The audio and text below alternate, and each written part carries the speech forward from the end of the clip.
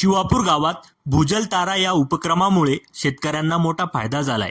आमच्या शिवापूर गावात सेवा सहयोग फाउंडेशनच्या वतीने एक महत्त्वपूर्ण आणि उपयुक्त असा भूजल तारा प्रकल्प राबविण्यात आला आहे।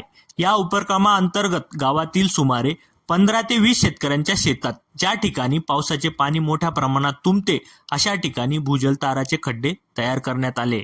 या उपक्रमामुळे शेतकऱ्यांना अनेक प्रकारचे फायदे होणार आहे। पावसाचे पाणी वाया न जाता ते थेट जमिनीत जिरल्यामुळे भूजल पातळी वाढण्यास मोठा हातभार लागणार आहे।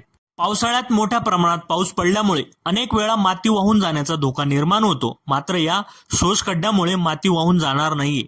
तसेच शेतात कितीही पाऊस पडला तरी बांध फुटण्याचा धोका कमी होणार आहे।